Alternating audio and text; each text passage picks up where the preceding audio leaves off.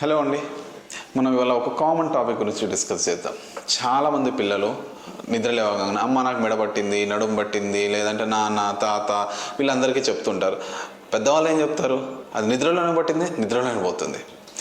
నిజం ఎంత ఒకసారి తెలుసుకుందాం. చాలా వరకు ఈ నొప్పులు ఎందుకు వస్తున్నాయి అంటే ఫస్ట్ రీజన్ వచ్చేసి ఒకటి పిల్లో, మెడ నొప్పి రావడానికి. రెండోది వచ్చి మ్యాట్రస్, అంటే మనం పడుకునే bed what ever it is.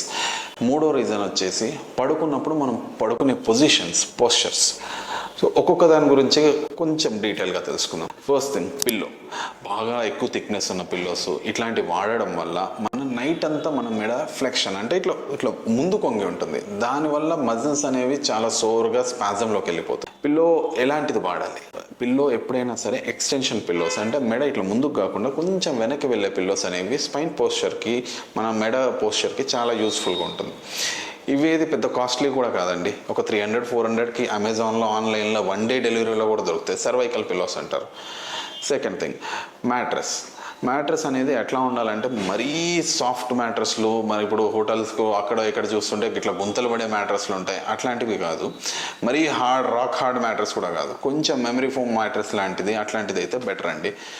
And third thing, posture. పడుకునేటప్పుడు పొజిషన్స్ ఏంటి? యూజువల్గా స్ట్రైట్గా పడుకున్నప్పుడు మోకాలు కింద దిండు పెట్టుకుంటే నడుము అనేది నేల కానుతుంది.